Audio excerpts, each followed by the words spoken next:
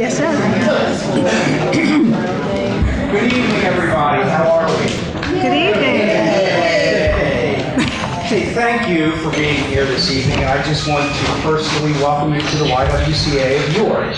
For those of you that don't know me, I'm Rick Azzaro. I'm Chief Services Officer here. I'm responsible for Access York and the Victims Assistance Center. I want to start with a little story. Today in our shelter, I met a mom who came in from the hospital, victim of domestic violence. Her neck was all bruised, really bad, and scratches all over her face. And in her arms, she held a 3-week-old baby. And when I looked at her, I said, hey, what can we do for you? What do you need? And she said, you know what, you've already done it as soon as I crossed this barrier to safety for the first time. She said, this baby depends upon me for her life. And how could I raise a baby in a violent situation? And this mom will stay with us for a little while. We'll help her begin to rebuild her life. And I will tell you, the same day that I spoke to this mom, I saw a woman who came running down the hall of the shelter to give me this sort of flying high five. I wasn't sure what it was at first, but it was a flying high five. And she was so excited because she just got accepted into beauty school, got her first apartment, and for the first time felt valuable. Those are the two polar opposites.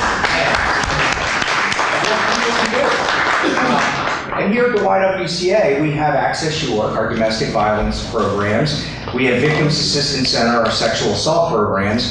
And then everything else that's in this building. Early childhood education. They had Mud Day the other day, and they didn't invite me. I wanted to go to Mud Day. But you can see I dressed for it.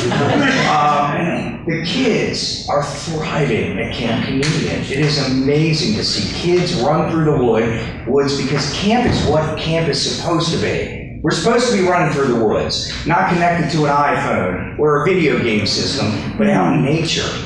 And we provide that here. We provide aquatics, fitness, the full gamut of youth programming. The YWCA is a part of your community, and we want to always hear from the community in terms of what we can do better.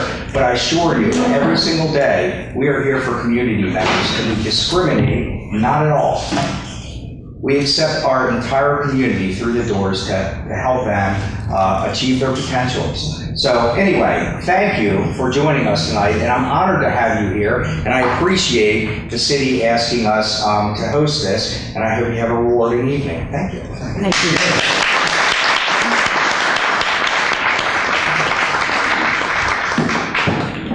Thank you, Rick.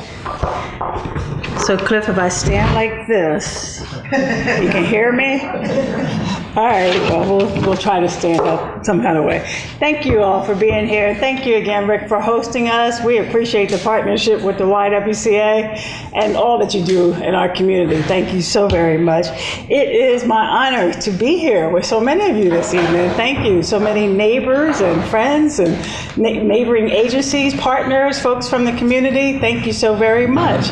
And I know that while a neighbor of this organization, our treasurer, I thought I saw Karen Crabtree. Yes, Karen Crabtree, our elected treasurer, is here for the city of York, and Councilman Helfrich, Michael Helfrich. Good to see you too, sir. Thank you so very much for all of you being here, and more importantly, all the residents. I do always appreciate coming out and about, talking with you all, hearing your concerns, and hoping to be able to address those as well. And tonight is that opportunity for us to do that.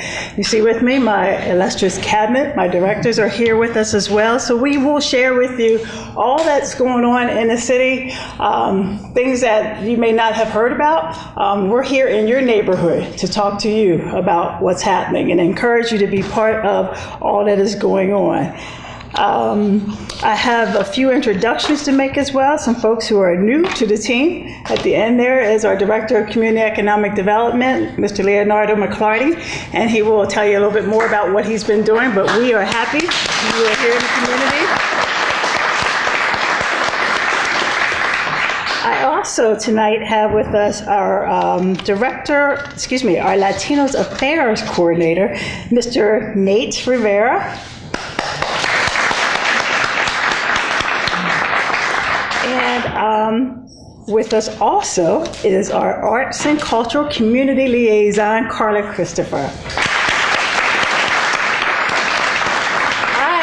very pleased to add all of them, obviously, to our team in the City of York to make the City of York that much better for all of us through the services that they will provide, services that they've already been providing, and the work that they endeavor to do for and with us.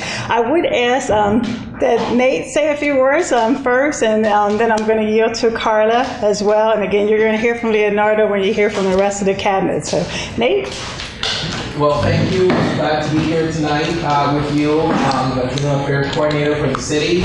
And I am very honored to be able to have this position to work with the Latino population here in New York.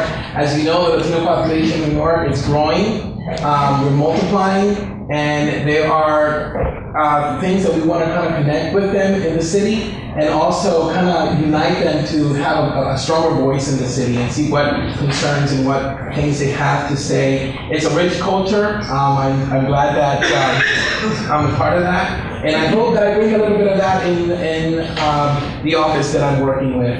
So if you do have any ideas, or if you have any concerns or any questions, please feel free to call me at the office. And I've had my cards here at the end of the day. I'll pass them around. If you have any questions or concerns, or you have any ideas, I'm open to them. Thank you so much. Thank you, Nate.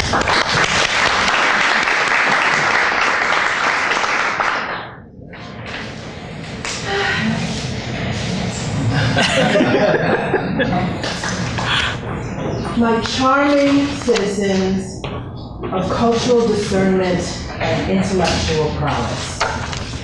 My civically devoted neighbors and those with interests boundless as your passions and concerns, our desire to learn and understand is genuine. And I could speak to you in plainer terms, but I doubt I'd have as much of your attention. I am indeed a poet. And yes, to those of you already making the joke in your heads, I do know it.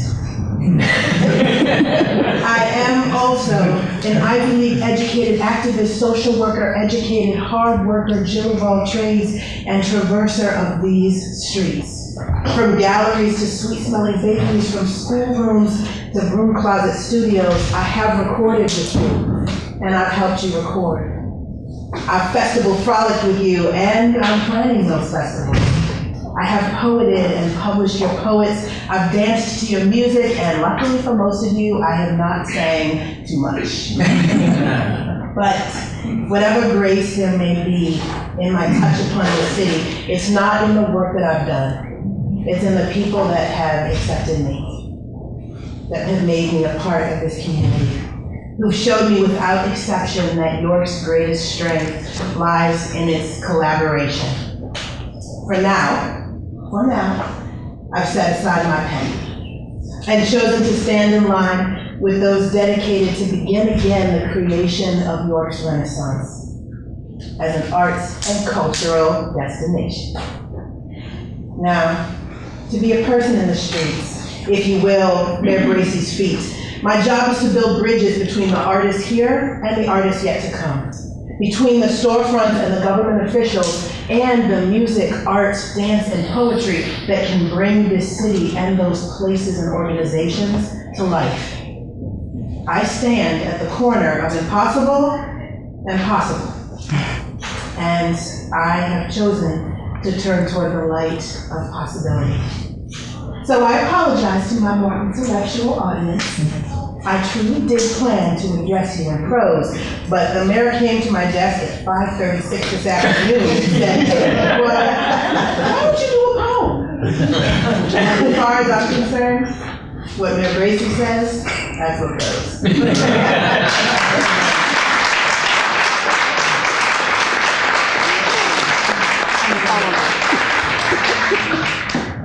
Thank you, ma'am. All right, I did see our poet laureate for this year, Christine Lincoln, in the back there. Thank you so very much for joining us as well. Carla was working away, and yeah. So what are you going to do? Thank you so very much, all of you. I'm delighted again to have you on the team, and I know the community will tremendously benefit from you as well, too. They are representing, particularly these two individuals, representing a growing population that we've seen in our community, and I think we're on the front end of making things happen, and with their leadership and partnership, it's going to be a good thing. So thank you. High five.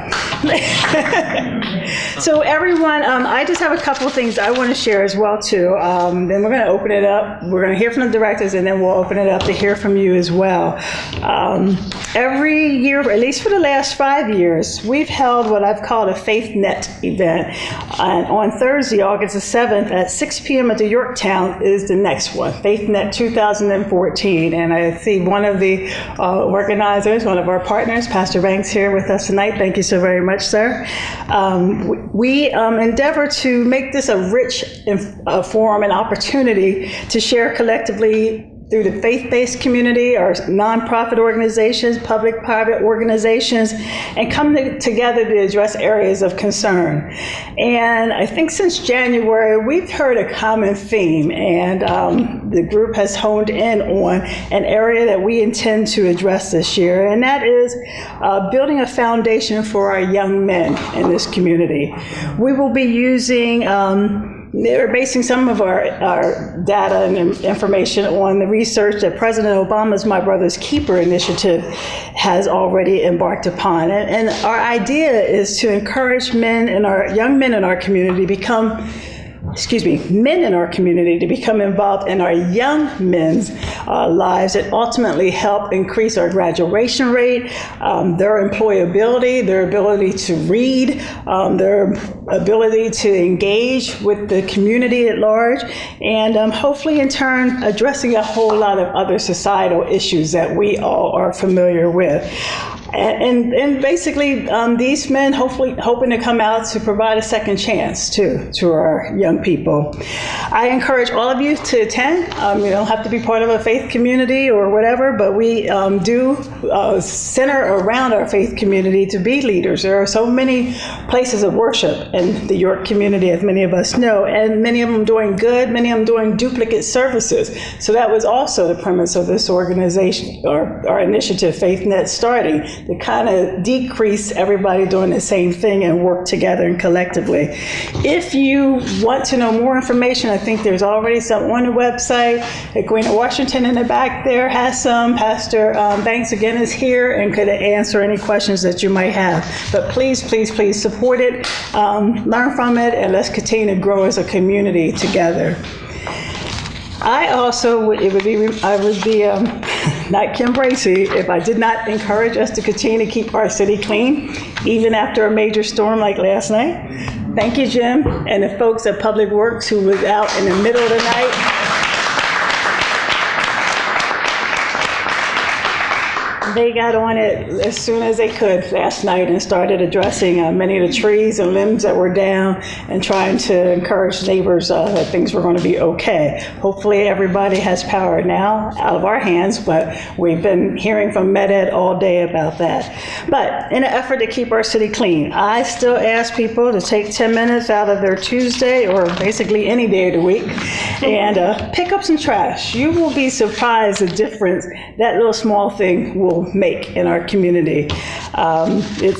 We've been kind of lax lately, and if we all could just do our part, I think we will see a cleaner city. Recently, throughout my travels in the city of York, it's come to my attention that I need to also remind residents of our refuse collection ordinance. So this is a reminder.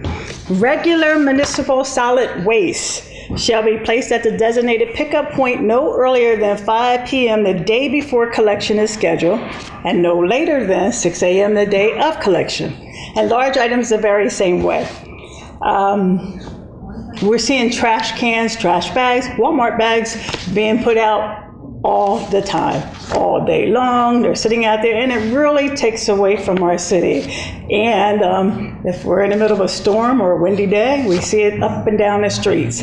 And we would really like for people to comply with the law by putting their trash in a container, for one thing, and then putting it out at the right time. Then removing the containers, putting the containers in the back of your homes or properties. It is the responsibility of property owners to have access so that those things can be off of the front. If you have any questions about that, our building code official and property maintenance inspectors are addressing those concerns as we speak, and you'll could possibly be fined.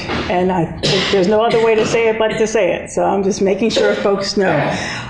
We have also introduced or gave to City Council an ordinance to kind of really help us address this sooner than later too. So you'll be hearing more about that as well. Another quick reminder, it sort of ties in with property maintenance as I'm seeing it, but in regards to furniture, we have sofas and lazy boy chairs on the front porch. That, besides being kind of awkward to look at, that's the best way I can say it, it is also illegal. And I want to bring this closer to home. I recently spoke to a friend and colleague, Mayor Nutter of Philadelphia, to offer my condolences to the 4 children that were killed over the weekend because of a fire. Officials have recently revealed the fire ignited on a couch that was on the front porch of one of those houses. So not only, again, is it awkward to look at, it is indeed a safety concern. And particularly when you think about what took place in Philadelphia, I just want to encourage our community to do better. We have large item pickup. You can get rid of them very easy. And again, it is a property maintenance code violation that you can be cited for. So I'm talking about quality of life issues that are nuisances for many of us. And there is a host of other ones that we could talk about as well, from noise to speed, right? Double parking, all those ones that aggravate me. But these unsightly ones are quick fixes that I believe all of us can address immediately. And without looking at the laws and the rules and the policies and all those sorts of things, just try to be mindful. First of all, only kindness matters. And being nice to people and helping people out, it doesn't hurt at all. But remember that we live in an urban community, and that's very densely populated. And I appreciate all the people that keep coming in here tonight too, populating the place. Thank you very much. But let's respect our neighbors and the community that you live in. If you just treat it and others like you want to be treated, I think the world, York, would be a better place. I thank everyone that's here tonight, again, for being here, and I'm believing calling York City your home and working with us to make it a better community. We will quickly go straight down the line here, hear from our directors, some updates, and then we will open it up to hear from any and all of you. Thank you again for being here. Good evening. I think I sat at the wrong end of the table. I should have been down there, but yeah, I get it over with, right? I have many things to talk about. Just to be brief, I wanted to give you an update on things that we have been doing that are currently going on that may be of some interest to you, as we always have the last several years. We have our neighborhood units that are out doing proactive things in 6 different geographical areas within the city, trying to reduce crime and deal with quality of life issues. Those units have also stretched out as needed into other areas where we see things going on. We still maintain our every Friday morning staff meetings with my staff, where we address what occurred the week before and how we're going to work on things the next week going in. So we assign problem areas to the officers to deal with for that following week, and that's where they do their take 30s. That's where they do their traffic details, their enforcement details, to try and get out into the areas where we see hot spots that are popping up at that given time, so that we can try and knock them down. We can deal with the issues that are going on.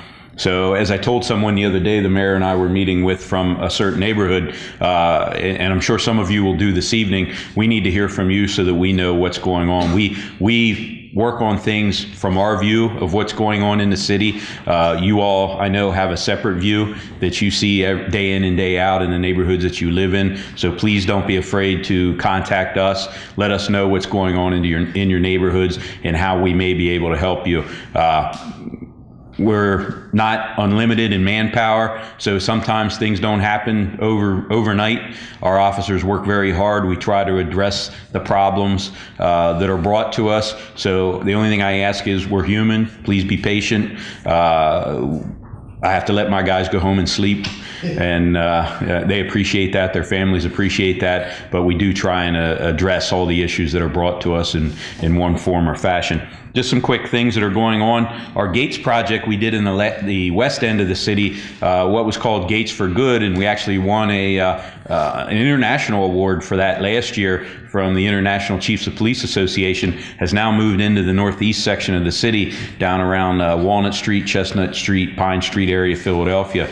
We installed those first gates a few weeks ago. That'll be going on for the rest of the fall until the weather gets bad. That's all volunteer. It's paid for by donations from gifters, so there's no taxpayer dollars that go into that program, and we've had huge success with it out in the West End, and we're hoping to bring that to that area down there. So if you live down in that area and you haven't contacted us for a gate to be installed in your breezeway, please call into my office and ask for my assistant, Cammie O'Neill, and she can help you out. The boundaries we're working right now are from Philadelphia Street to York Street and Queen Street to State Street right now. Some of those properties are being bought up, so as they're being bought up, we're trying to make sure we don't put a gate in a breezeway of a home that is slated to be torn down or rebuilt. We don't want to waste those dollars that we do have, but we have great partners in that. Habitat for Humanity, York Builders Association, the Women's Giving Circle, and Kinsley Construction are working very hard to make sure that happens. So please contact us if you're interested in a gate.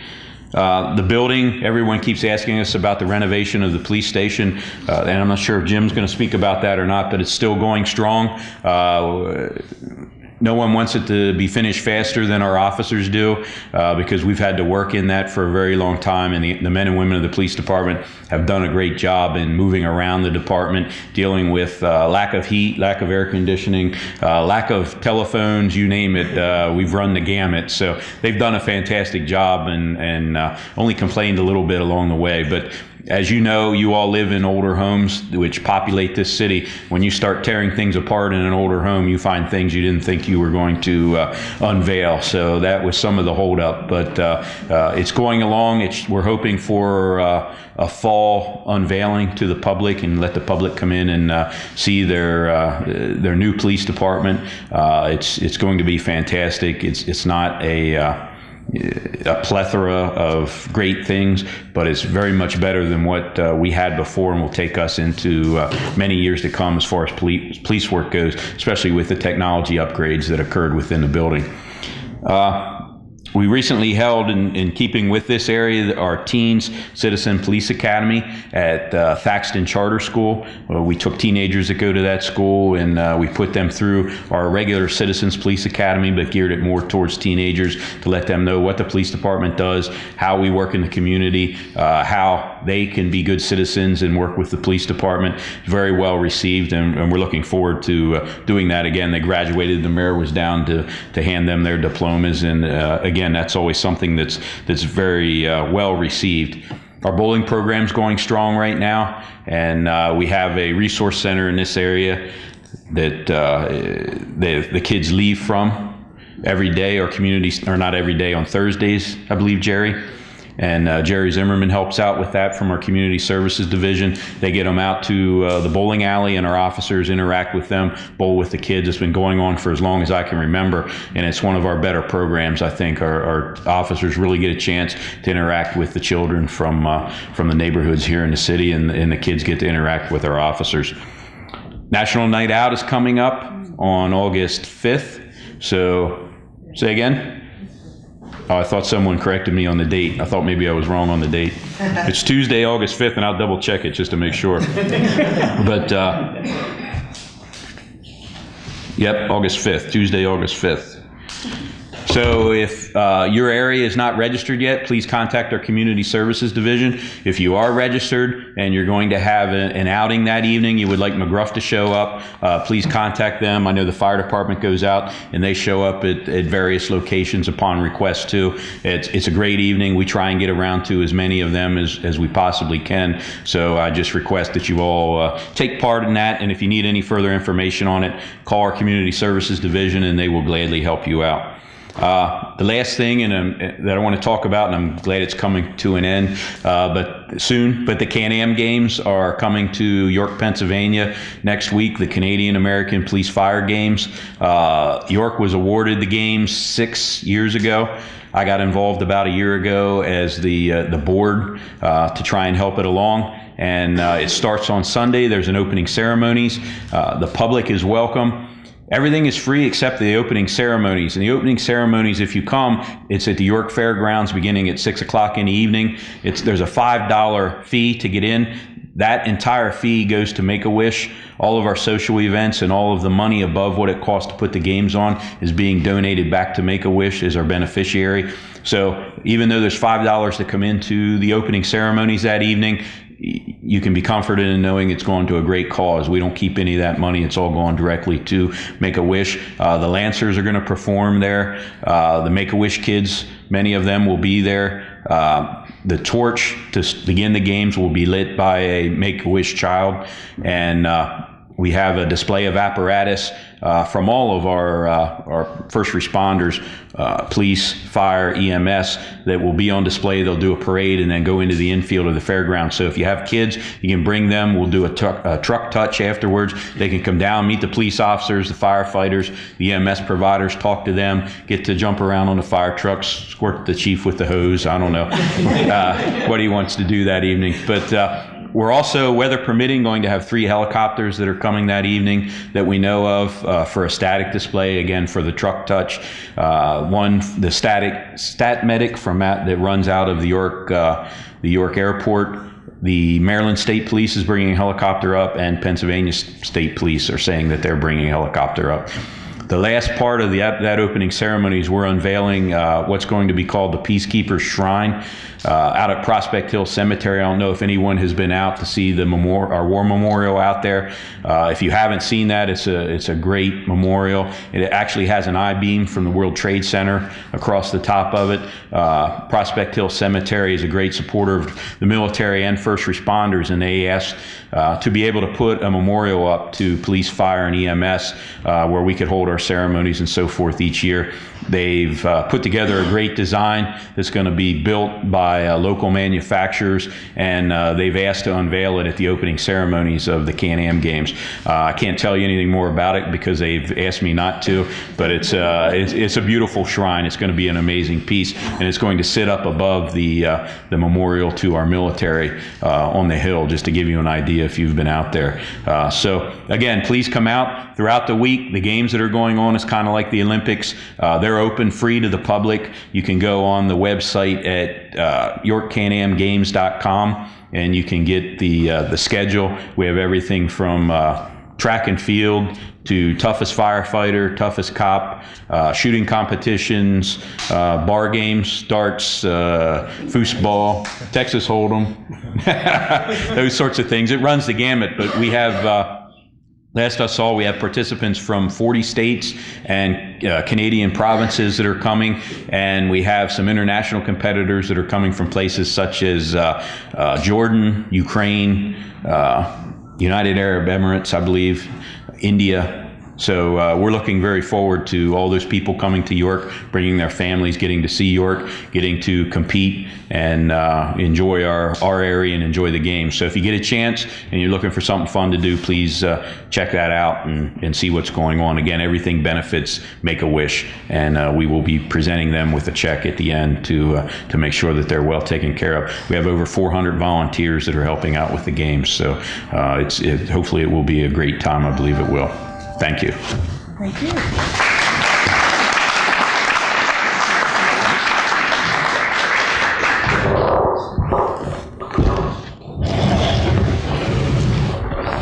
Okay, good evening. I'm David Michaels with the fire department, fire chief with the fire department.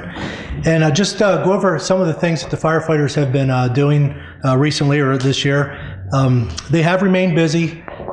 Just to give you an idea, this year to date, we're at about 1,500 calls.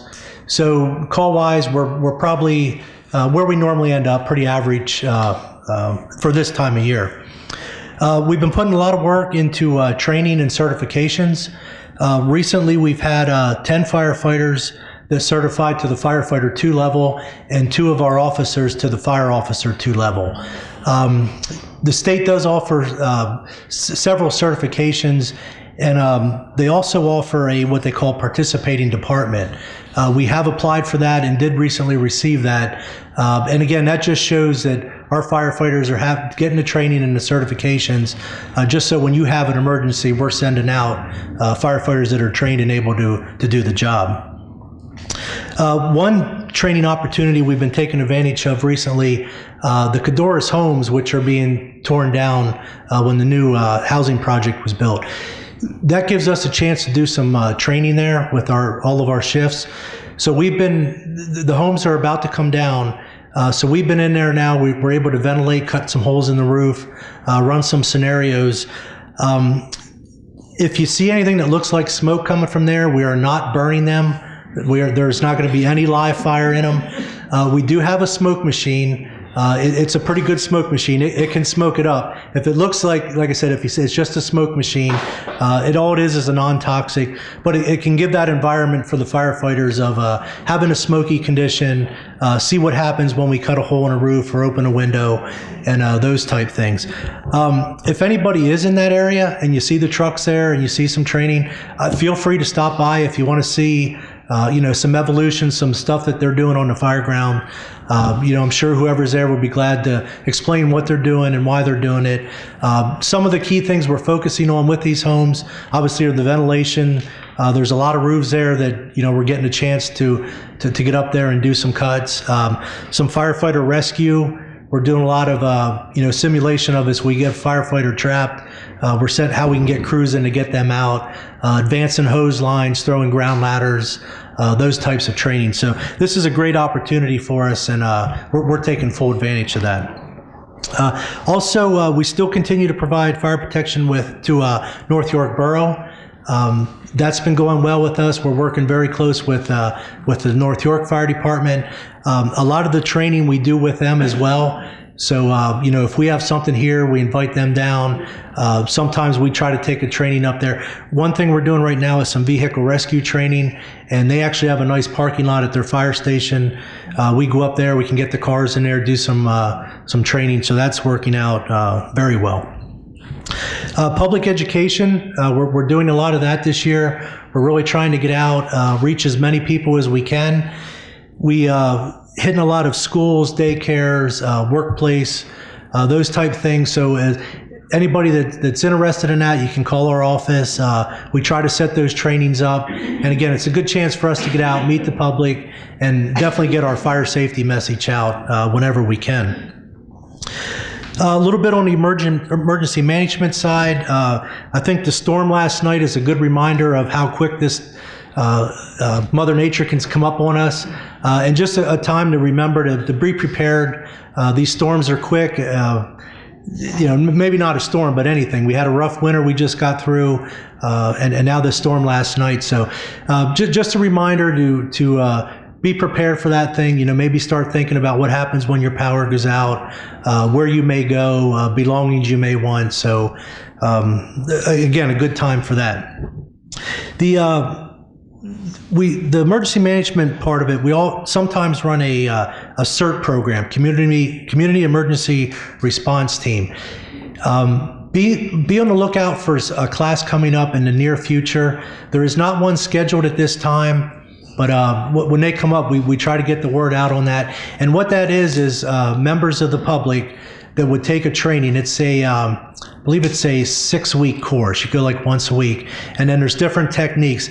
We're not going to make you firefighters or make you put air packs on and go in fires, but what it is in the time of an emergency, obviously the emergency responders would be overwhelmed. So these teams would be able to come in and do some basic things, do basic searches, techniques that they'd be able to help out, that we would be able to call on. We run that in conjunction with the York County EMA as well. So they're very helpful in that. So again, just be on the lookout. We hope to get one of those up and running later this year. Just remind you to keep an eye on our social media sites. At the city's website, www.yorkcity.org. If you go to the fire department section there, we do try to update that on a regular basis. Put some information on there on our personnel, recent retirees, recent new hires, promotions. We have some information on the fire safety information, information about the department, some of our history. So please check that out. If there's anything, if you're looking at that, you think you'd like or would be benefit to you, just let us know. Like I said, we can get on there pretty easy and update that. So please check that out. Also, we do have a Facebook page and also a Twitter page. So the Twitter is at York City Fire. And again, we try to get some, if we are in an incident, we try to get some information out, what's going on those. If we get some roads closed, we can do that. Also, again, the fire safety part of it, we try to get some messages out. It seems to be very good to get that information out. So feel free to check us out on that.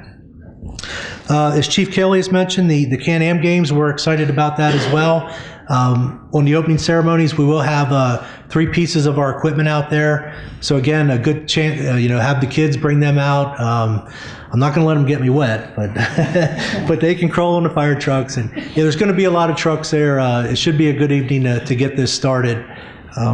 So yeah, I do encourage you, as the chief said, to stop by on that. And then finally, just going to end tonight. The mayor mentioned about the fire in Philadelphia here this last weekend. She had talked to Mayor Nutter there. Again, I don't know exactly what caused that, but definitely that sofa on the porch was involved, whether it was fireworks or somebody set it or whatever happened. Again, just from the reason that we talk about this is that overstuffed furniture, it's just deadly. Once that starts burning, the material that it's made of these days, it just takes off. I mean, it's basically gasoline is what happens there. That could have very easily happened in our community. That was a row of homes, typical of what we have. The fire department was a block away, 2 blocks away. And again, that's how quick that happened. As I talked about being prepared, I asked too that please check your smoke detectors. And just to let you know, I don't know if those homes had smoke detectors. I didn't hear, and I don't want to speculate on that. But we have smoke detectors available. We do run a program that on request, we will send our firefighters out, and we will make sure you have the right number of smoke detectors in the right locations. All it is a phone call to us. Since we've had this program up and running, we've installed over 6,000 detectors and 1,400 batteries. If anybody recalls, the program was so successful, we actually ran out of detectors last year. At one of these meetings, I had mentioned that we were out and asked for some help, and as the York community does, we got some help. So we were very fortunate. We got some donations. We have plenty of smoke detectors. So, again, I ask you to spread the word. If anybody needs detectors, give us a call at the fire chief's office, 854-3921. If you know neighbors or friends, elderly neighbors that maybe you're not sure, we'll gladly come out and check it. And again, a very easy way to prevent. Again, I don't know what happened in Philly. I wasn't there, and I don't know the details. But a lot of times when we hear of these fatal fires, it's always that smoke detectors are not involved. So that's it for the fire department.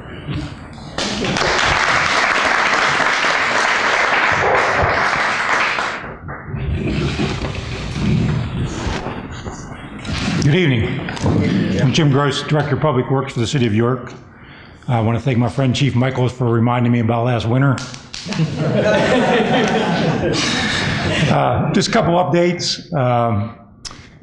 Some of you may have heard in the news, we did get funding on the York County TIP, the Transportation Improvement Plan, to mill and pave Market Street, which is right out in front of this building. We have done a lot of work behind the scenes on that project. That funding is programmed for 2015 for next year.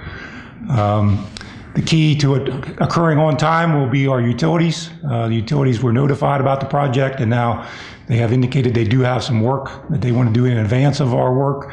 So hopefully they will get in there. You'll hopefully start to see some work occurring by the utilities here in the next few months. And unfortunately, there will be some disruption. The street will get worse before it gets better. So you'll have to be patient, but you will have that project coming over the next, I would say, year to year and a half. So something to look forward to. Along with that project, we have not given up on the two-way East Market Street. We had submitted a grant for that a few years ago. We have resubmitted a grant recently to the Multimodal Transportation Fund. So we are still pursuing a two-way East Market Street project that would be from Harrison to Duke. So it will give an opportunity for people coming into the city to not have to make the turn on Harrison and go down Philadelphia Street. So we'll see if we are successful in that grant application, probably a hearing by the end of the year. We're also continuing some of our efforts on increasing some of our bicycle opportunities in the city. There is a group called Eat, Play, Breathe York has been very active in this area. They have a transportation committee who's been focusing a lot of their time and attention on bicycle improvements. So we are continuing to look at King Street, East King Street. Most of you know we did install a bike lane. Right now it stops at at Broad Street. So we are looking at connecting that bike lane between Broad and Tremont. Last year we did pave a block of East King between Sherman and Tremont, so that's going to sort of be our little bit of a start of a new project. And we're going to actually do something there which is unique to York. It's not unique to a lot of other cities, but we're going to look at a contraflow lane, which means that the bikes will be able to actually travel against traffic. And we hope to at some point connect that contraflow lane back to Broad Street. So on the section on King between Broad and Tremont, you would be able to bike in both directions. The eastbound bike lane would be on the south side of the street. The westbound bike lane would be on the north side of the street. And then we're going to connect the bike path on Tremont over to Allen Park. So I have a little bit of a mock-up, which you're not going to be able to see, but I'll leave it up here after the meeting. But what we are going to do between Sherman and Tremont, for the contraflow lane, we're actually going to move the parking lane slightly away from the curb. So the bike lane will be between the parked cars and the curb. So there is some protection to the biker flowing against traffic. So again, it's not unique to York. If you go to Washington, D.C., if you go to a lot of cities, Charlottesville, Virginia, you'll see a lot of bike lanes, and there are definitely contraflow lanes that have been done before, but it is unique to York. So it'll be somewhat unique to get people to understand that they now have to park a little bit away from the curb. But it will be marked. We do help to put door hangers and information out. Hopefully use the media to help get information out to people. But I think it will be a good improvement. And it is amazing how many people use the King Street bike lane. Some of them use it to go the wrong direction, which isn't really the right thing to do. But there are a lot of bikers who use that. So I will leave this up here after the meeting if you'd like to look at it. And last couple things I have is a couple free entertainment opportunities for you. Every Wednesday night to the end of this month, actually, which is tonight. If we get out in time, you can still make it. We have free movies at Kiwanis Lake. Tonight's movie is Frozen, which actually sounds pretty good tonight. It doesn't sound good in the winter, but every Wednesday night at dusk, there is a free movie there, and we do get some very large crowds, so hopefully you have take an opportunity to do that. And on Thursday nights, 2 nights a week, on Thursday night you can go to a free concert at Lincoln Park between 7 and 8 p.m. So tomorrow night, the concert series starts with RPM, Rhythm and Blues. So hopefully you have an opportunity to get out and enjoy that. Take your lawn chair or something to sit on, or a blanket and a picnic, and you can enjoy yourself. So that's all I have from Public Works. Thank you very much.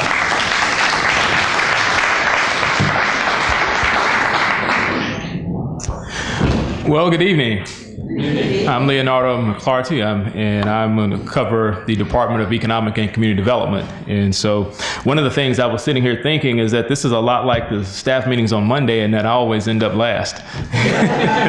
The police chief kicks it off, and then I guess I'm here on the end to pull it to a close. But I have several things that I'll cover here, and for those, many of you know that I've been here now, I guess this is my 5th week. And so still learning the city, still learning the streets, as the mayor also likes to joke with me, and that sometimes I'll ask about a place and I'll use the actual street number or the state route number. She'll say, no, we don't say that here. But again, I'm looking forward to coming out and talking to many of your respective homeowners associations and groups a little bit more in the future. But for those of you perhaps that may not know, the Department of Economic and Community Development actually covers 4 bureaus. And so I'm going to actually give an update, just touching on a few things from each one of those bureaus. The first coming from planning, permits, and zoning. And the big thing there that will probably be a change, especially for those of you that actually have rental properties in the city, is that over the next 6 months, particularly starting in the new year, and that out of this department, we'll be taking on the tenant occupied inspections. And so many of you, perhaps again, that have rental properties in the city know that has been handled traditionally by our fire department. And so we're working closely with Chief Michaels on that transition and how that will actually take place and so forth. The next thing, as far as it relates to health, you probably should see some information in the back, and that is starting in July through September. Actually, the Health Bureau will be working alongside the YMCA on related to chronic diseases and illnesses, particularly for those of you that may be caregivers, and how to assist those individuals during those periods of transition. And then from a housing perspective, there's information in the back also related again to the first-time home buyer program. But the other couple of things that have been very busy with is one, the consolidated plan. For the next few years, there have been public meetings and input and surveys out related to the consolidated plan.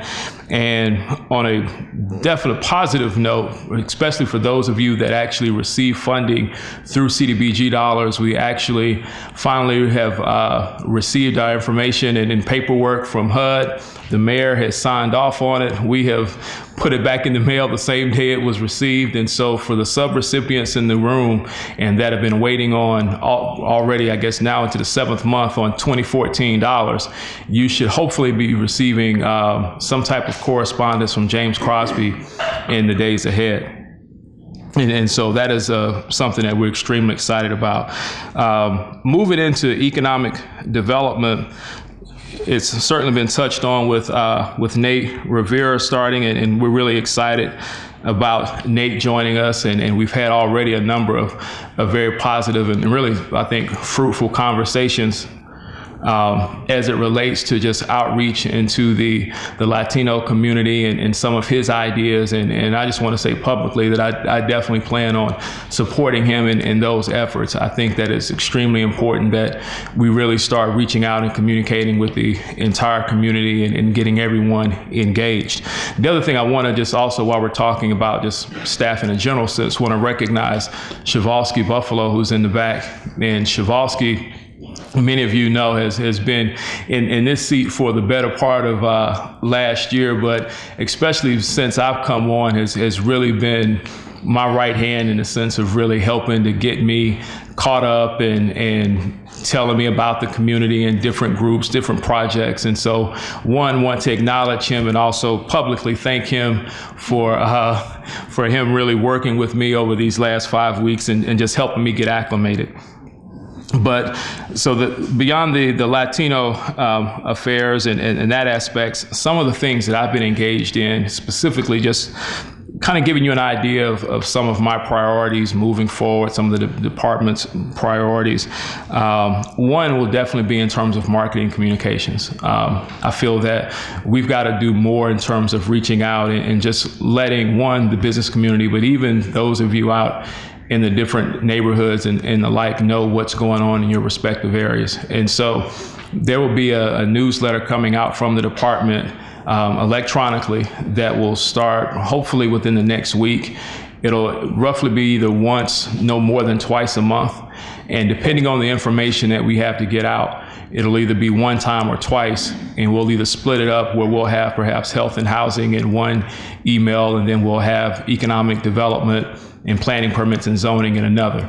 But I would say if you're interested in getting on that email distribution list, you can see me afterwards. I'll give you one of my cards. You can send me an email, or if you have either a phone or something you want to take a note of right now, you can send an email to Deb Painter, and that's D as in dog, Painter @yorkcity.org, and she will, and in the subject line, just put e-newsletter. And she'll make sure that you're added to that so that you can start receiving those correspondence. The other thing is, much like Chief Michaels noted, we also will be doing more via social media.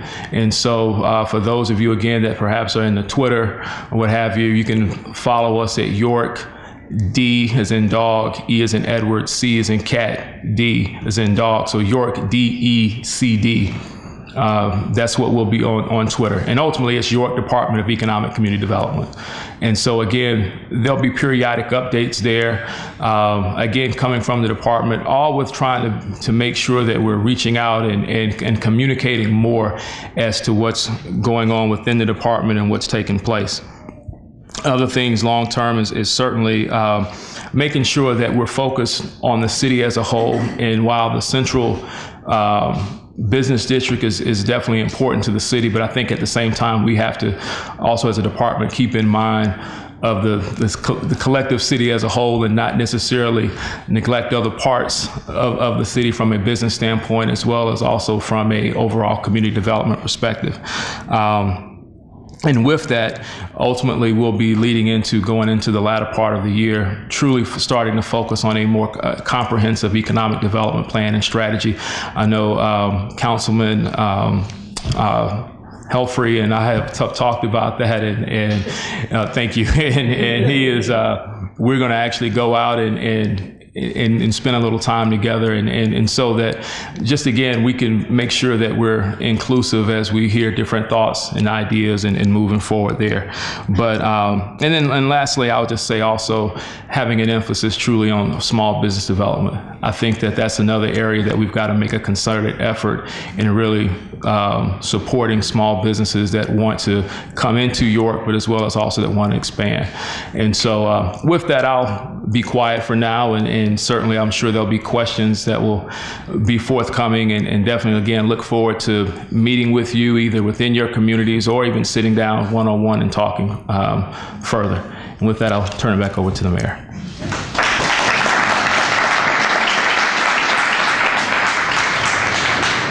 Thank you again. Gentlemen, thank you. All of what we do is because of your leadership, and I truly and sincerely appreciate each and every one of you, and thank you very much for being part of the team. I want to recognize a number of volunteers that are here with us as well too tonight. Folks that serve on our boards, authorities, commission, or whatever. Thank you so very much for being here and for serving. With that, there is opportunity for others to serve as well. We have vacancies, and I'm always looking for resumes or people that are interested in serving on any and all of them, if you want. Actually, one of them, one at a time, board or commission or authority. Send in your resume to us or drop it off at City Hall, and let us know you're interested in being involved in your city government. We need everyone to make this a better community, and I thank those that, again, are here as our volunteers this evening. I think that's it. So it's now your turn to talk to us. Yes, ma'am. Stand up and talk to us a little bit, please. Hi. My name is Muriel Bryant, and I live at 149 North Newberry Street. I want us to take this now. Yes. I have two issues. Okay. I want to thank the officers of the police department who has responded so quickly to the dealings that's been on Newberry. You know what I'm talking about in the past year and a half, 2 years. Also, the fire department like, when I call, but, there's always a but.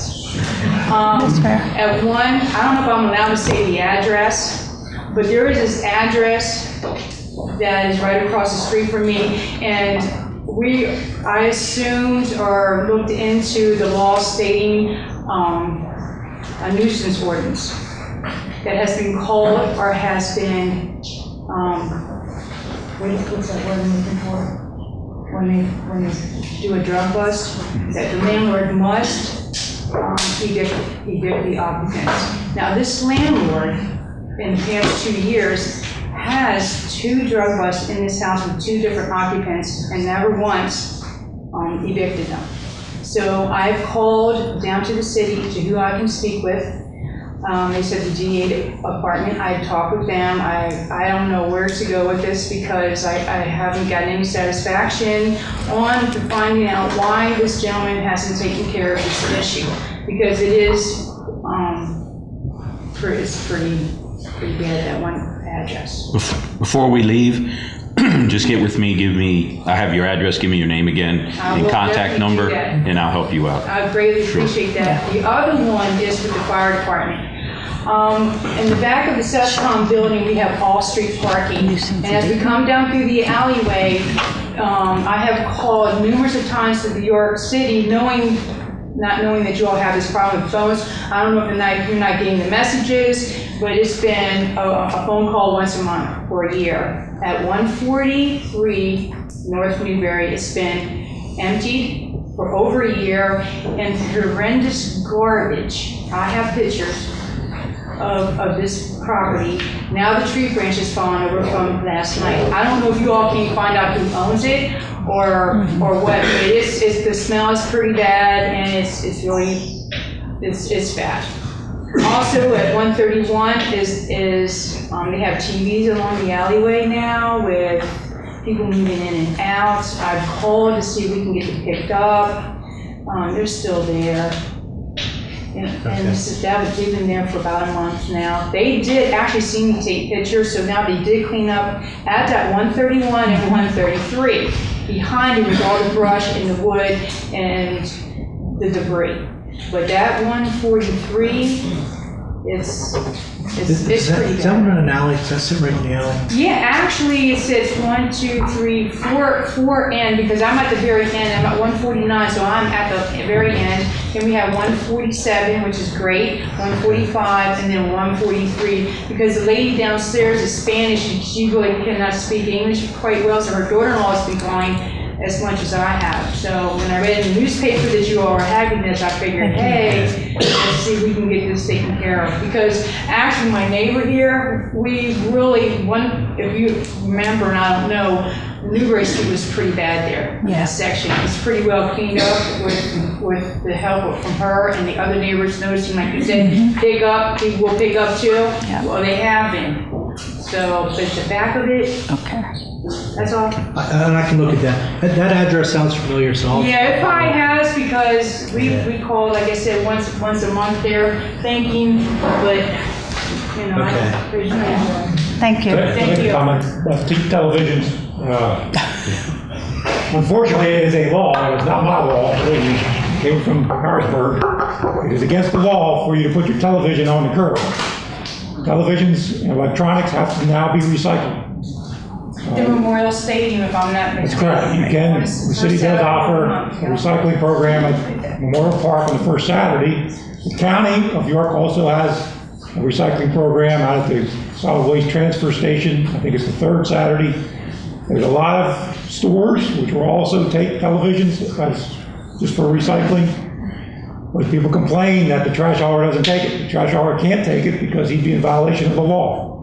Well, actually, they really didn't set them out for the trash. They're going to go along the alley going towards the SESCOM building. We'll check on it, but it is a problem. We see an awful lot of television sitting around, and it ends up being city employees that have to go out there in a truck to get them, and they have a lot better things to do than pick up television. So if you can spread the word, we would appreciate it. Thank you, Joe. Jack? Thank you. You're welcome, sir. Chuck Landis, 840 Texas Avenue. My biggest concerns are the code enforcement officers. a lot of these guys are going out, I have a copy of the code, and you read the code, and it's pretty much black and white. They go out and they interpret, and they come up with their own conclusion as far as how this should be addressed. And if you're not allowed to have a business in the city, an RS1 neighborhood, you're not allowed to have a business, period. Another issue that I'm really concerned about, and that's the maintenance codes people. I had a heart attack in '89, signed up to be a city inspector for the avenues. I've been walking the avenue since probably 90, 91, 92, and I used to send in reports faithfully. I have a book that's that thick. Jim has seen it already. It's that thick. 2003, 2004, 2005, nothing is done. Some of your maintenance, property maintenance people think flowers, grasses, and weeds are decorations. They're not, guys. You know, they're not. They're illegal, and we need to have this stuff cleaned up. Several people here in this room, I know we pay for lawn service. We spend a lot of money to keep everything out of our yards. The city school, the school up at top of Texas Avenue is pathetic. Weeds are this high, guys. And it has to be addressed, it has to be cleaned up. Now we're starting to get feral cats in Texas Avenue. They're coming from the fairgrounds. People drop cats over to horse stables. People that are over there, we feed them.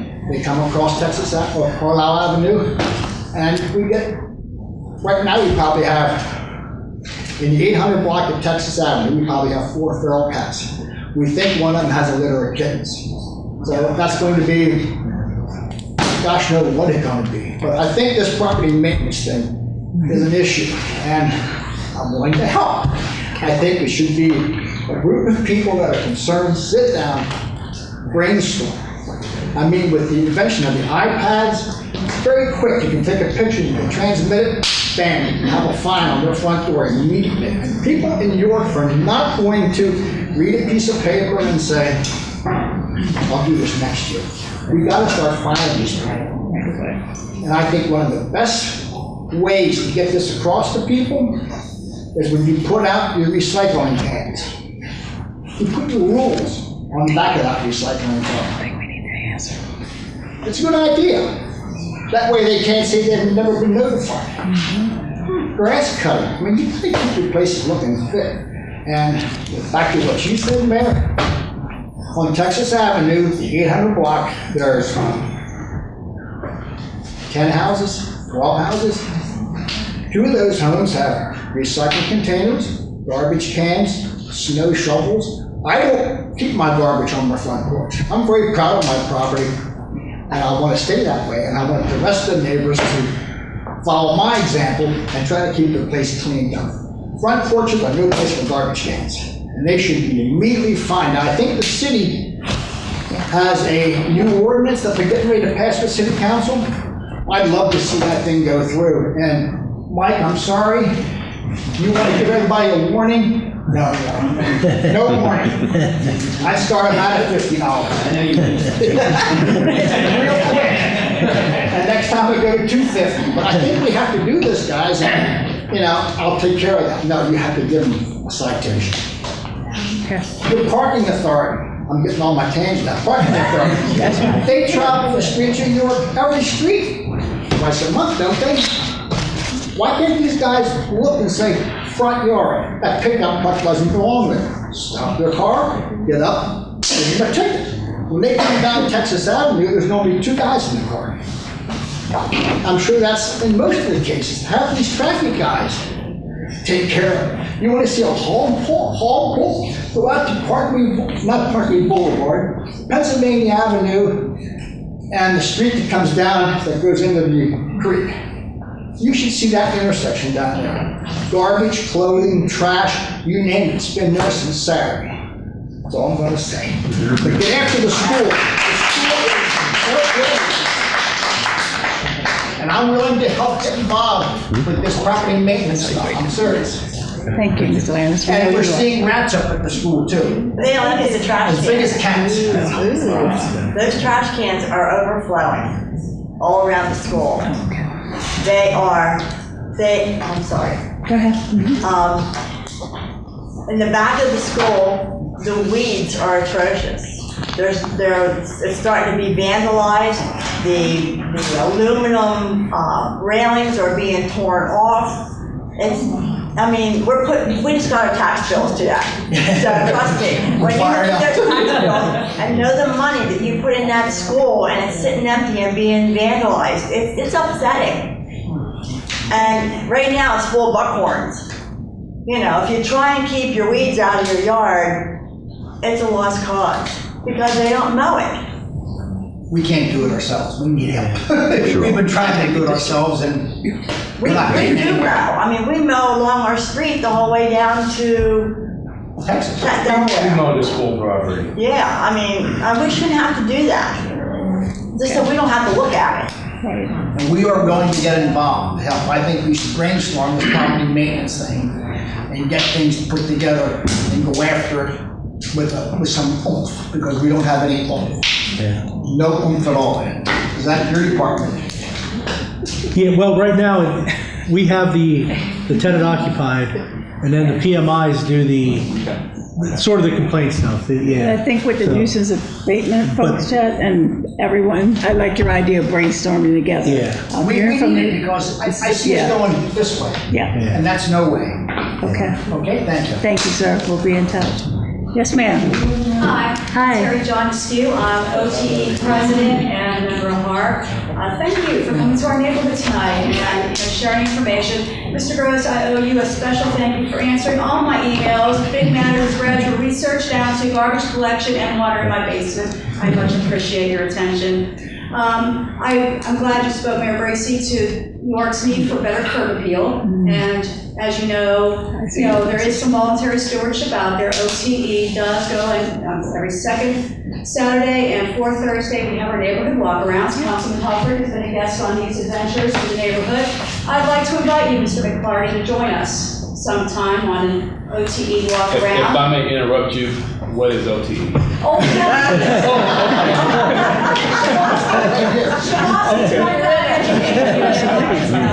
I was literally just asking. We're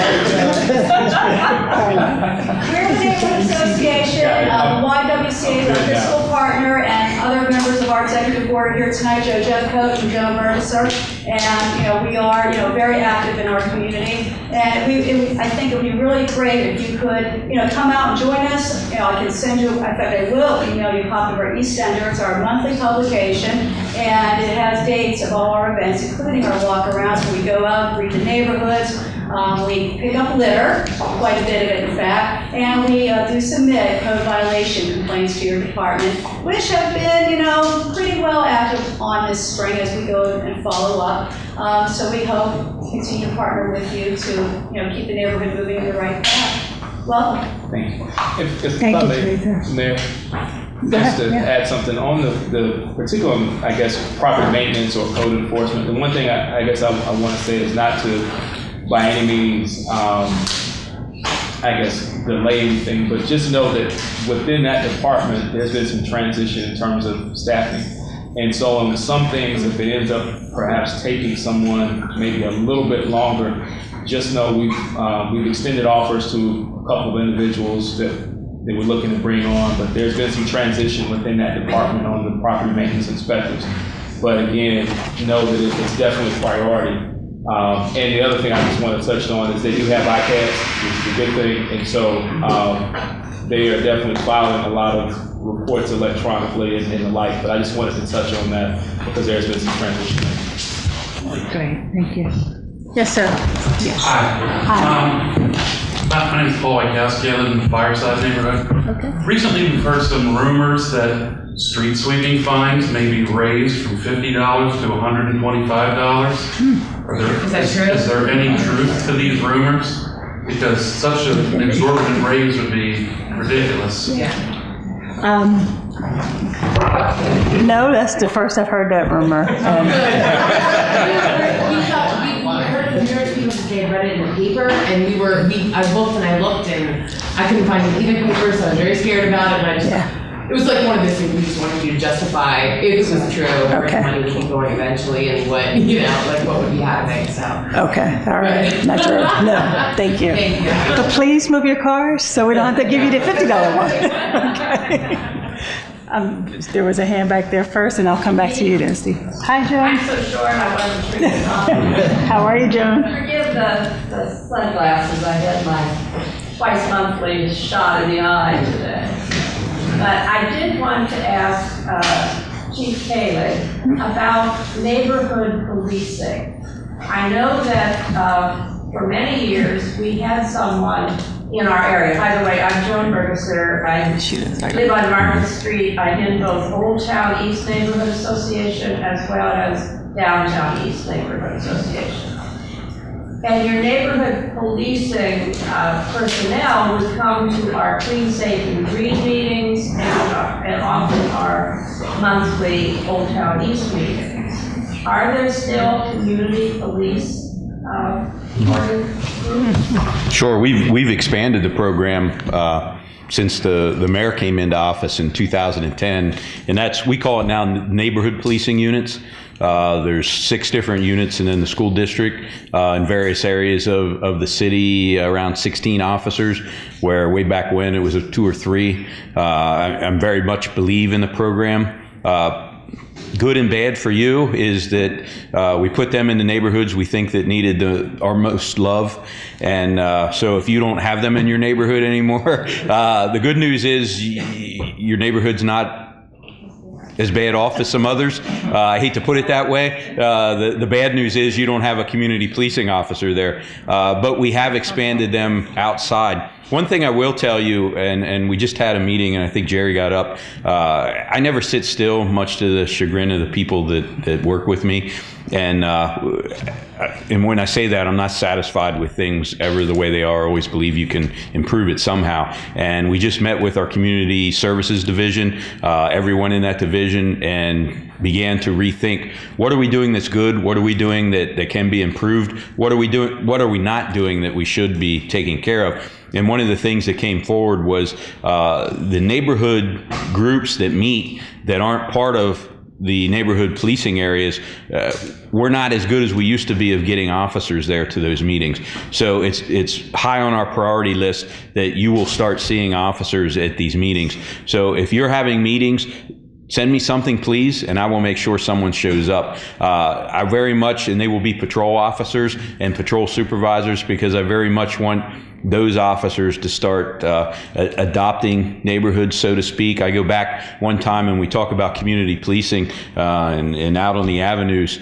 I was speaking with someone someone was speaking to an officer one day about community policing and the neighborhood units, and they said, why are you a patrol officer and not a neighborhood officer? And he says, I don't necessarily believe in all that stuff. You know, I want to get a patrol car, I want 911 to tell me where to go, and I want to go answer the call. And he says, oh, is there anything else you like about it? He goes, yeah, you know, I have time. There's this neighborhood out on the avenues, this block, and I've gotten to know the people there, and I stop there and I check on them and I talk to them, and we have discussions, and I've got to know them by name. That's neighborhood policing. That's community policing, and that's what we want them all to do. So you'll start seeing officers show up at a lot of these other meetings. It's something that fell by the wayside for many different reasons, but when I first was a police officer here as a patrolman, we went to the neighborhood meetings. It was a sign when we came on shift, so you should start seeing us there. Yes. They used to always come to our Old Town East meetings. Yeah. Well, you had an officer assigned to that area at that time. Luckily now there's, and you may disagree, but by statistics, there's not necessarily as much of a need there as some other places, but we do stretch into that area, and I'm sure you've met some of our officers. In June, we had, I guess, one of the latest killings, the 300 block of King Street, and that is all part of our Old Town neighborhood. Yes.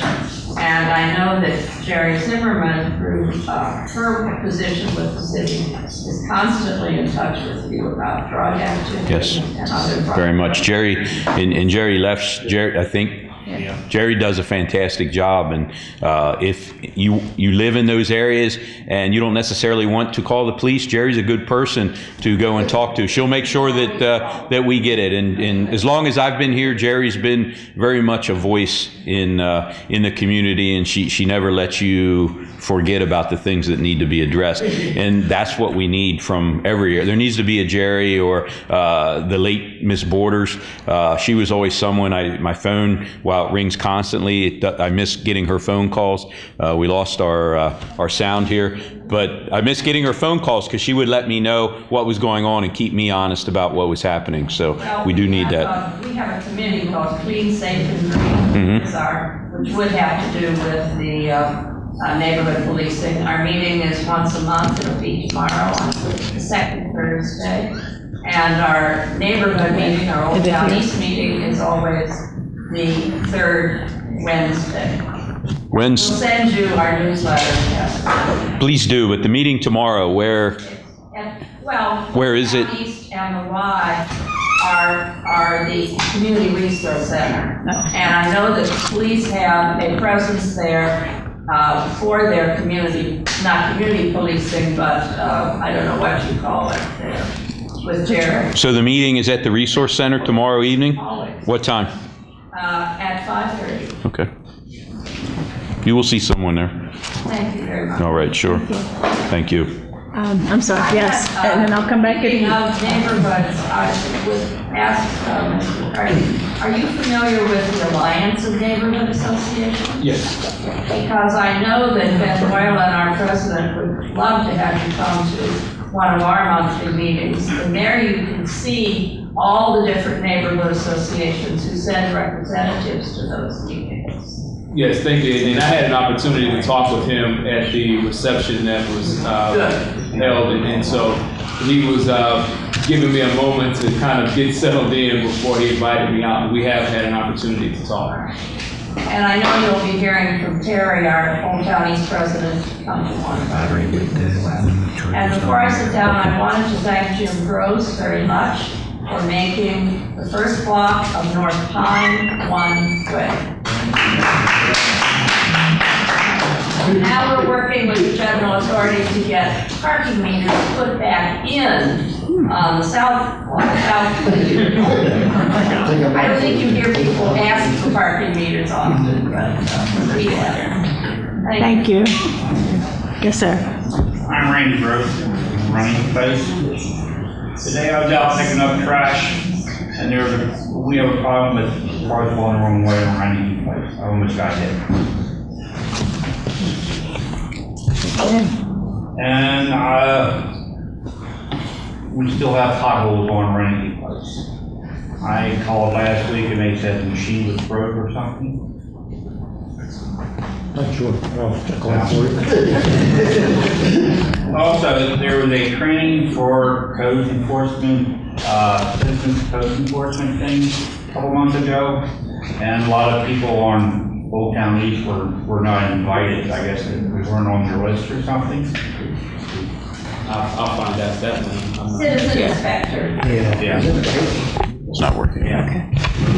So Okay. do you think there'll be another training for that, or? Probably as we transition, and we'll definitely make sure Old Town East is given the invitation. Not sure what happened. I'm sorry. I'll apologize to you, but you guys know we've had relationships. Joan's been a citizen inspector for a while, so we'll make sure that gets out to you, Randy. Thank you.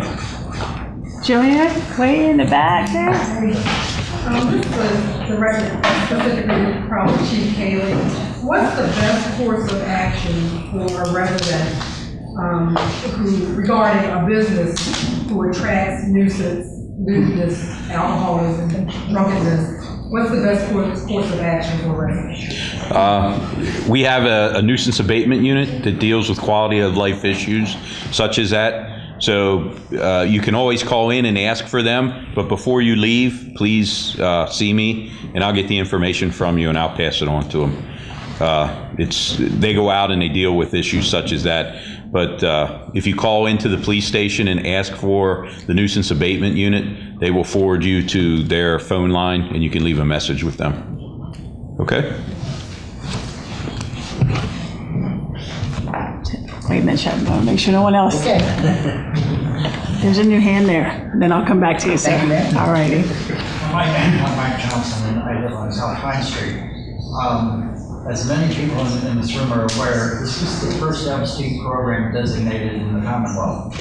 And in doing so, with Kim in her position in community and development, we had over almost $7 million in local, state, federal money invested in this 18-block area. That's true. And actually, I don't know about some of the other residents of the neighborhood association, but I don't normally not feel loved anymore. I feel abandoned. A block away from here, we had the shooting in June.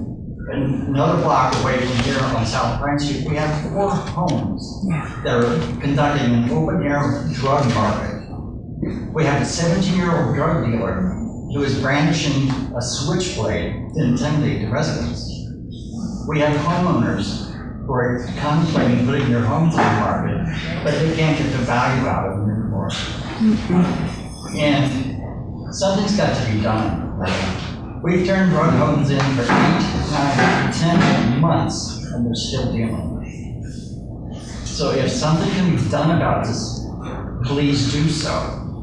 Because we have elderly citizens who will not even go out their door because of the dealers. We have prostitutes that come up to your car at 8, 9, 10, 12 o'clock at night. We have drug dealers. The 14-year-old that shot the 17-year-old walked up to his car. We have those drug dealers walking up to our cars when we come home at 10, 11 o'clock at night. This has got to be stopped. So not only do I not feel loved, I feel abandoned. Thank you, Mike. I'm sorry you feel abandoned. I know you've shared information, you all have shared information with me in the past that I've passed on. We have made arrests out there, continue to share information with me. You're not abandoned. And I understand you feel that way, and I can't change that feeling. But when you give me that information, we do things with it. We do make arrests where we can. Things take time, unfortunately. When we get a drug house, it takes time. That we have to follow the laws. You know, I'm told I can't employ common sense by the U.S. Supreme Court in driving down the street and seeing a young man at 3 o'clock in the morning in the middle of a snowstorm when it's 20 below zero, that he's probably doing something that he shouldn't be doing, because no one with any common sense would be standing on the corner at that time. But the U.S. Supreme Court says that my knowledge of that's probably a drug dealer doesn't count enough. So there are steps that we have to go through, and unfortunately, we don't always get every single house. But we do work on everything that we're given, so please continue to give us that information. And all I can promise you is that we will continue to try and work on it. Chet, and then we'll make our way back that way. One last thing I forgot Yes, sir. to mention. Here, a couple of years ago, they went and they changed no left-hand turns off Carlisle Avenue onto Florida. Their main concern was their youth, the children. Now everybody on that block has grown up, as I thought was going to happen. And now in the 800 block of Texas Avenue, we have we have 5 children that are under the age of 5, and they're out there all the time. And since there's no left-hand turn off of Carlisle, the people that we are attracting is Napa. Their truck comes up the street at least twice a day. Every plumbing contractor that's going to Fager, over there where the old Jay's supermarket is, they come up and down that street. The bus company, that's one of their exit routes. They come up Texas Avenue down and in on Roosevelt rather than going down Route 30. The Columbia gas truck comes up with their trailer with their backhoes. It's turned into a commercial thoroughfare, and the speed of which people are coming up Texas Avenue should be addressed. You guys do a good job sitting on Texas, getting them coming out of town. If you just go up over the hill and park yourself before that stop sign, and when they make the crest of the hill there, you'll have a field day. Are they running the stop sign, or are they just no, speeding? they're coming up Texas Avenue rather quickly. Okay? Sure. Okay. But if we can maybe make that sign just disappear, and people will gradually work back into that area, yeah. But when that first came down, I was a little bit disturbed because I was invited to a meeting, which I was told to go home and talk to my neighbors. I went home and talked to my neighbors, and I got a petition that I circulated, and about 98% of the people who lived on Texas and on Hawthorne, they signed it in protest. We don't want this. Next thing I knew, I picked up the paper, and there it was, done. So I'd like to see that taken down because now we're in that situation. We have dumpsters on the street, okay? Thank you. Was that PennDOT, Joe? Jim, PennDOT? Okay. That was the Avenues Association. That was the Avenues Association, Okay, yes. all righty. Councilman Helfrich, and I'm working my way back. Yeah, I just wanted to follow up on the shooting by the 14-year-old out here on King Street, and this was related to me by the father's friend, that not only at this incident, which happened at an underage party, a very underage party. This is like 10, 11, 12, 15, 17-year-old kids getting hammered. But these things are happening all over the place, and I know of at least a couple other incidents that was the beginning. Stupid little beefs, stupid little fighting arguments at an underage party where kids are out of control. So I just wanted to share that concern coming from father's friends to me and to you, and find out what we can do. If we can put a little bit more pressure on that. I know it'd be difficult to judge perhaps from the outside. As you said, the Supreme Court only lets you do so much of common sense kind of policing, but perhaps more enforcement of the noise ordinances to see what's going on might assist us in cutting that down before it gets to be midnight, 1 o'clock in the morning, and have a bunch of little kids there. We've looked at on several other occasions in addressing it proactively and afterwards, with charging the adults that live there, with allowing that to occur. And I agree with you 100%. So what I'm going to say is I get frustrated because it's always after something tragic happens that all of a sudden parents are concerned and want us to do something about it. To me, it shouldn't be happening in the first place because there should be adults there that shouldn't be allowing underage parties to happen. The adults that then cover up, if we do get a call, to not allow us in the house to deal with the situation. And, there are many things, but I get frustrated. I believe more needs to be done up front by our parents to make sure that these things aren't happening to begin with, and a lot of this stuff will be cut down, my opinion. But I do agree with you. And we all know there's social problems before the police problems. Definitely, hugely. I mean, that's where everything needs to get fixed. Yeah. It's obviously a lot more difficult. Definitely. Yeah. I also did want to thank you from my neighborhood, the Martin Luther King Park neighborhood. We have, I don't want to call them a gang, but a large group of young folks running around on four-wheelers and dirt bikes and going 80 miles an hour down College Avenue and Penn Street. We have some pretty long blocks. I know in the past the residents have requested, particularly by the parks where the little kids are, that we could, and I know you hear this over and over again, but that we could have some of the speed humps over there to try and reduce that, since there is no space for like stop signs or anything. But College Avenue from Pershing to Penn Street is a long stretch with a fun hill. Sure. Over the bridge. And Penn Street to Kings Mill Road, right there, you know where my house is. I'm watching it all the time. So I want to thank you guys. Thank you and your guys for coming out and addressing something that is kind of a random problem, and I know it's difficult because they can go off-road, and I don't know if you ever caught them, but I haven't caught any of them because they spread like cockroaches all over the place.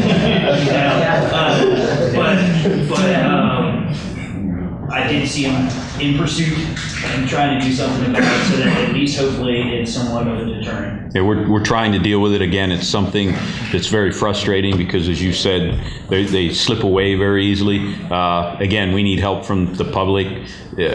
When we get notification as to where they're going, where they're storing the motorcycles and those sorts of things, it's easier for us to address that. So we need the public to give us a call and say, hey, they don't have to testify, just that it's down the street here. I called and didn't get the call back, but I'm willing to give a play-by-play because they're going, west, east, they're all over the place. And I'm But willing- if you know where they're coming out of, that's the information we need. Yeah. Just see them zip by. Just so one other thing I wanted to share, and thank you, Jim Bruce. I guess you already knew about the bike path mechanisms before we watched the walkability, bikeability webinar the other day. But I would really like to see that continue down King Street. There's enough room on King Street that we could pull out, it appears, from my novice view of it, that we could do a double lane. I don't know if you have to put them on either side, but and Mayor Bracy has written that with me, but she wasn't with me when I wrote it the wrong direction. Which I do because it's the only semi-safe east-west corridor to ride bikes. So we have to make that two-way. It's Philadelphia Street is not a bicycle corridor, no matter how many little things you put down in the lanes. Thank you. Thank you, sir. And your hand all the way in the back there.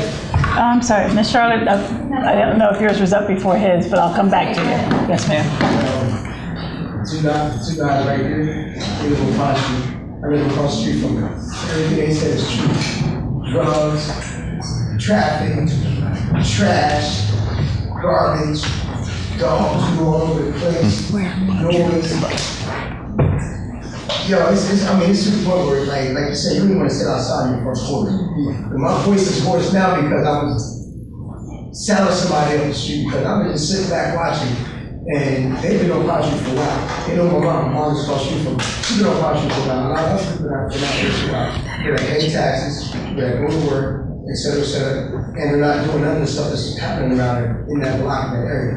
Then, to make matters worse, some of the people over there are mentally ill. I know there's at least 2 or 3 that everybody sees at least every day that's mentally ill. I don't know if they're taking medication or if they have less to pay equal to the situation is. But some live there, so you kind of got to put up with them, and they soon don't live. Then you have people that don't even live in that block, and they come to that block with all their craziness. I mean, there are people on the block that take time to clean out front, clean out back. I mean, it's ridiculous, man. You just basically burn out on your own block that you live on. And there's another issue too.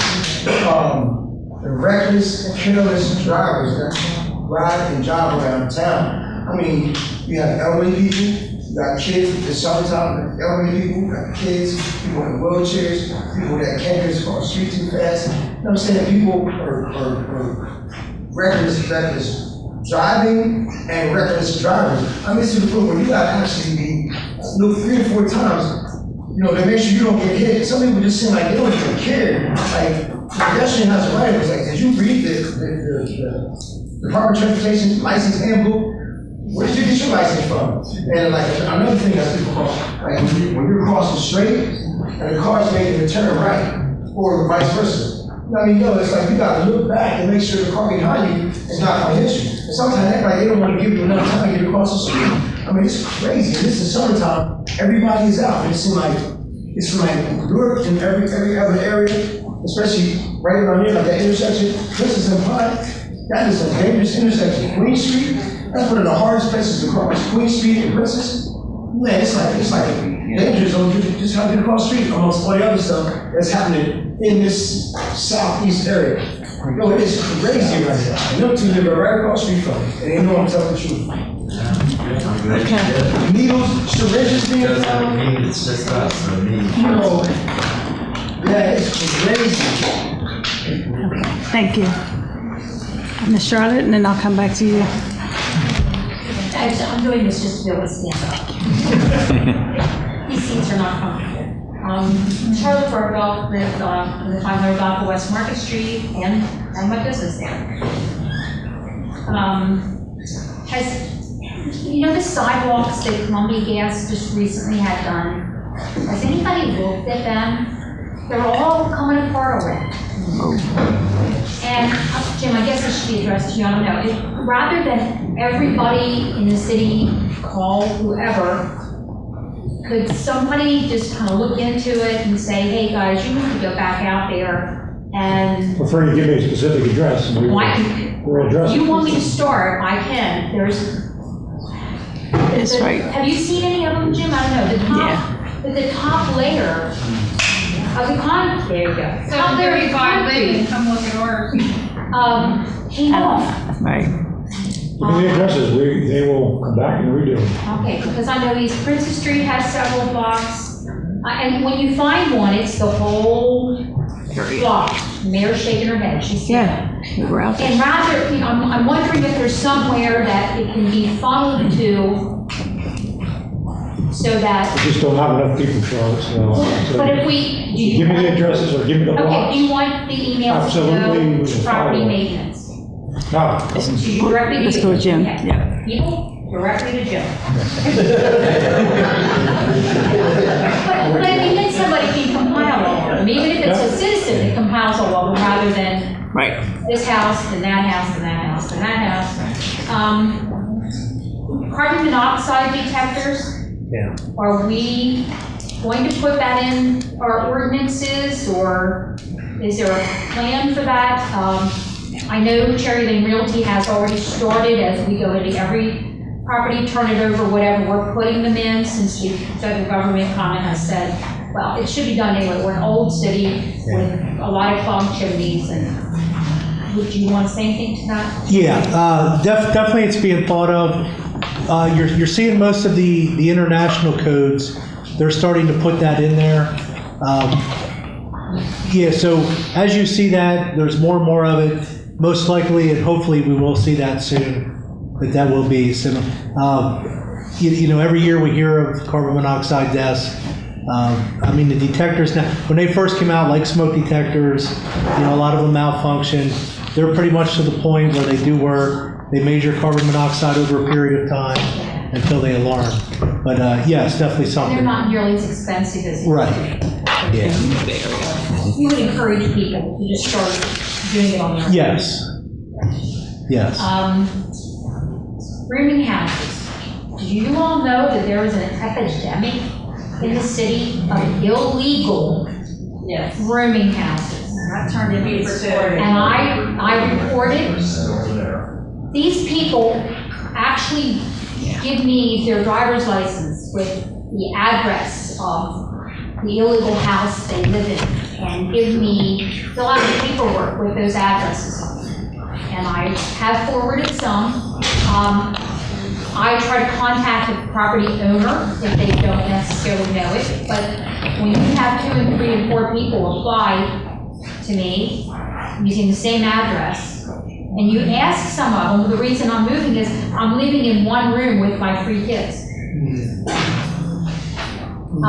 Which department should that go to? I've been told that it is zoning. Yeah. But I'm not sure that zoning is following up on it. It's in the zoning ordinance. Yes, it is. No more than 200 maybe people, which I think 2 is low, but 3 is probably better. But when you're putting 5 and 6 and 7 and 8 people, I know part of it is the economic times, but it's dangerous, and it should be discouraged. Okay. Bed bugs.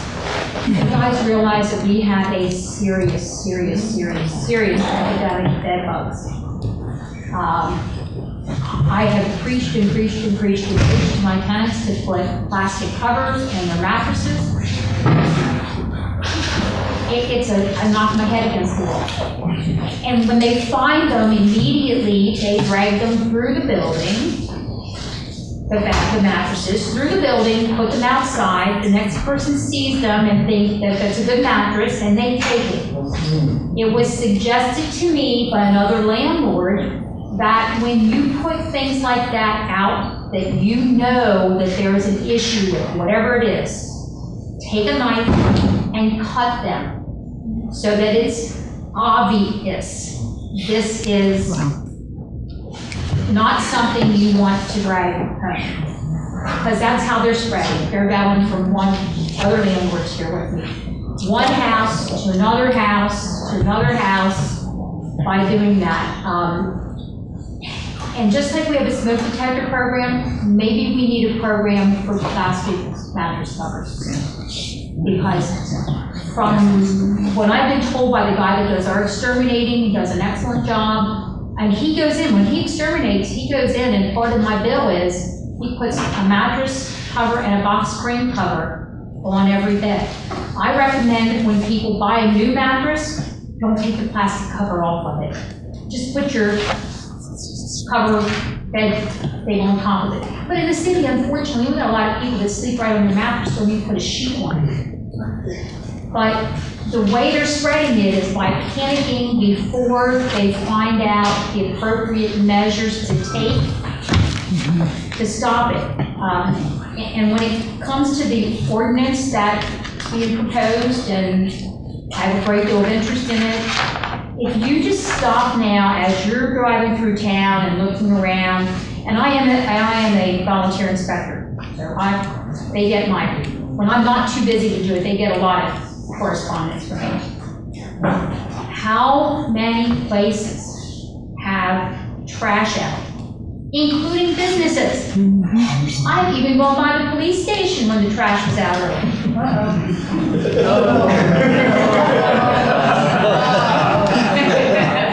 Do you know when their trash is picked up?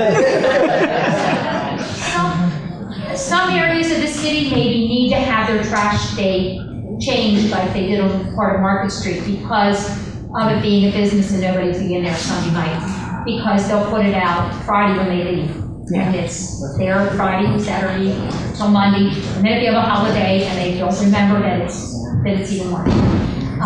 But it really is. And I want to say one thing that I really like about the ordinance that's being proposed is that if the tenant did it, the tenant's responsible for it.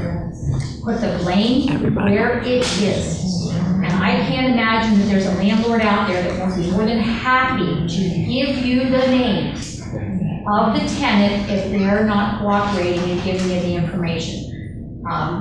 I would like to see, before it goes into effect, some kind of warning system. I had made a suggestion to Buffington that he utilizes his citizen inspectors, which apparently we have a number of in here, and give us something pre-printed that we just stick on the door. Warning. The next one of these could come directly from the city, and you could be fined. Here's what you did. Check mark. And I said that because I don't think that we want to all come up with different little messages. And he thought it was a good idea, so hopefully he will pursue that. I think every citizen inspector in here would be more than happy to do that. Another thing I want to say is the people, because I took the police academy too. Report it.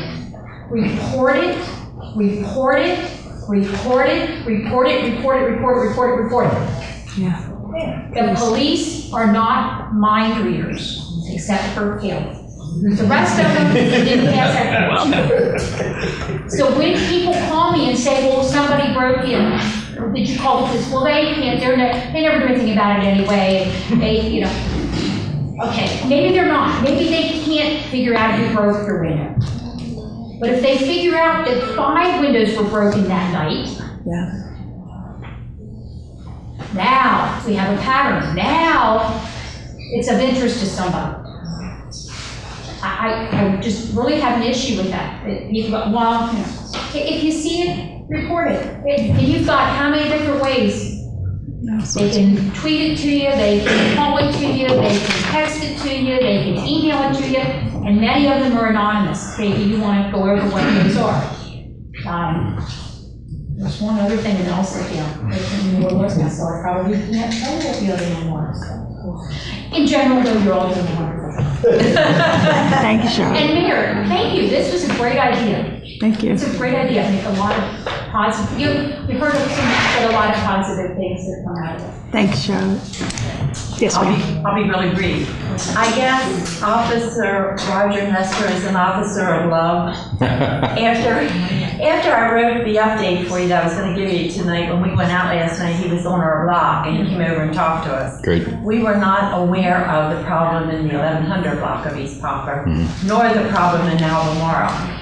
So I guess they've learned the lesson in our block not to come back to us Yeah. again, like, we had last year, Sure. the terrible problem that we had. But and I thank you again for cleaning that up. And I guess Officer Nestor told us that they're working on the problem in the park and the block east and getting a handle on that too. Yeah. But also across from us, we have 6 row homes, and they're one of the oldest in East York. And they don't have firewalls in them. And the one is now empty, but he's gonna rent it, was again like a boarding house. At any given time, they had 15 to 20 people living there. It was like a revolving door. Who do you report that to? That's way too many people. Yeah. First of all, and secondly, they had bed bugs too, and they moved out, and it's empty now. And they put, along with another house or two that now the tenants moved out, they put trash out, sofas, chairs, and don't call for large item pickup.